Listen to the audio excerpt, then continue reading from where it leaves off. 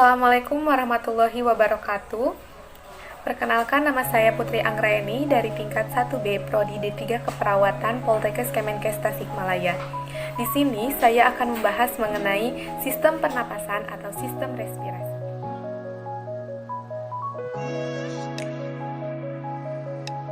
Baik, jadi sistem pernapasan atau sistem respirasi merupakan sekumpulan jaringan organ yang dibutuhkan pada saat kita bernapas, di mana fungsi dari sistem pernapasan atau sistem respirasi adalah untuk menarik oksigen dari atmosfer ke dalam sel-sel tubuh dan untuk mentransfer karbon dioksida yang dihasilkan dari sel-sel tubuh kembali ke atmosfer.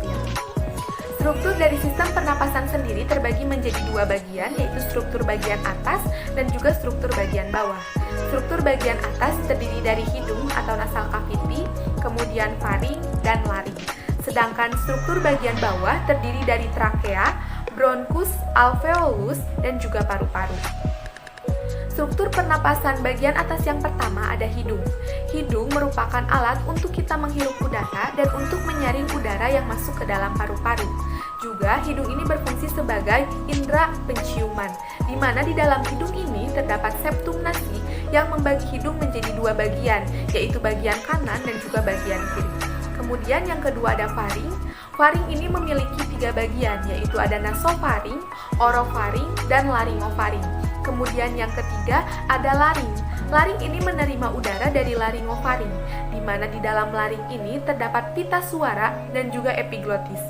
Epiglotis akan menutup ketika kita menelan makanan sehingga makanan tidak akan masuk ke dalam tenggorokan. Dan sebaliknya, ketika kita bernapas atau menghirup udara, maka epiglotis ini akan membuka dan udara akan masuk ke dalam laring menuju ke tenggorokan. Untuk struktur pernapasan bagian bawah, yang pertama ada trakea. Trakea ini merupakan saluran fleksibel yang panjangnya 10 sampai dengan 12 cm, di mana dinding trakea ini memiliki 4 lapisan, yaitu mukosa, submukosa, tulang rawan hialin, dan adventitia.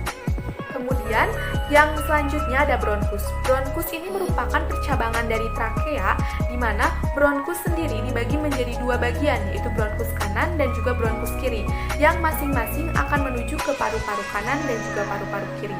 Kemudian ada alveolus. Alveolus ini merupakan percabangan terakhir dari pohon bronkiol, di mana di alveolus inilah terjadi pertukaran antara oksigen dan juga karbon dioksida. Dan yang terakhir ada paru-paru.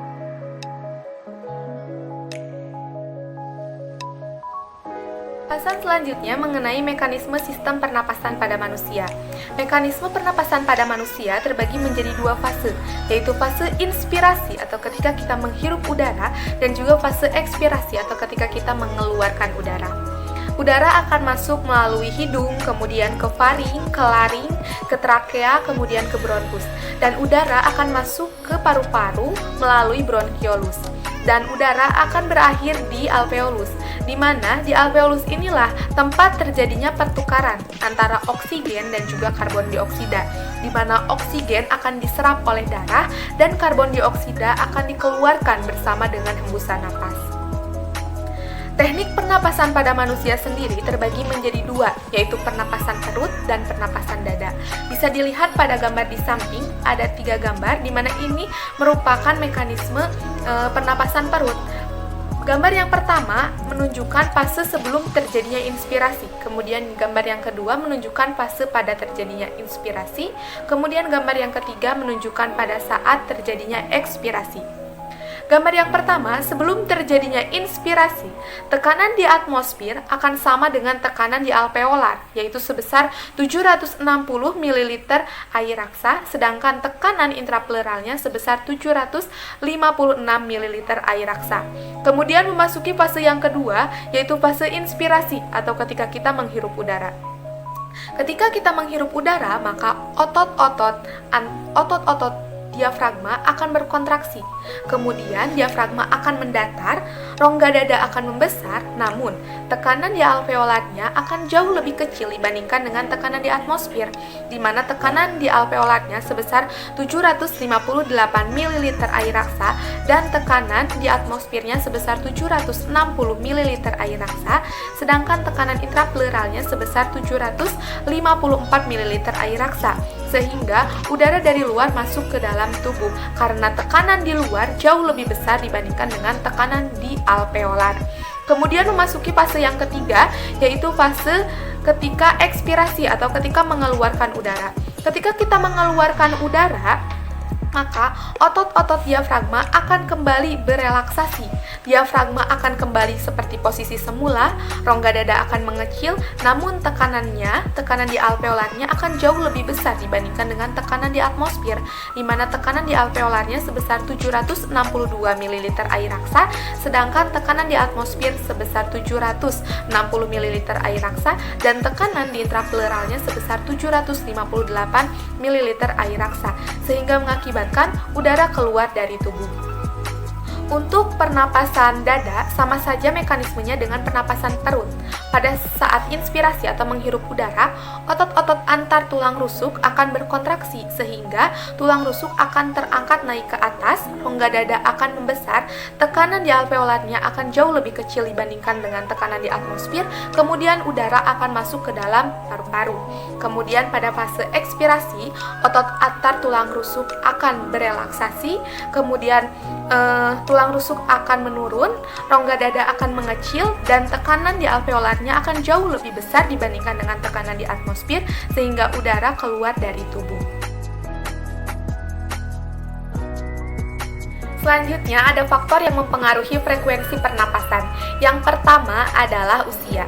Manusia yang berusia lebih lanjut cenderung memiliki kebutuhan energi yang lebih sedikit dibandingkan pada usia pertumbuhan, sehingga kebutuhan oksigennya pun akan cenderung lebih sedikit. Yang kedua adalah jenis kelamin. Secara umum, laki-laki memiliki kebutuhan energi yang lebih besar dibandingkan dengan perempuan, sehingga kebutuhan oksigennya pun akan jauh lebih besar.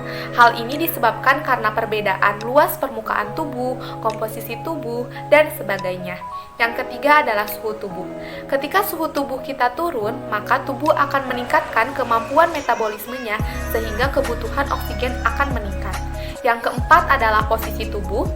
Posisi tubuh ini akan mempengaruhi cara kerja otot. Contohnya adalah pada saat kita berdiri, otot-otot akan berkontraksi sehingga kebutuhan oksigen akan jauh lebih besar dibandingkan pada saat kita duduk.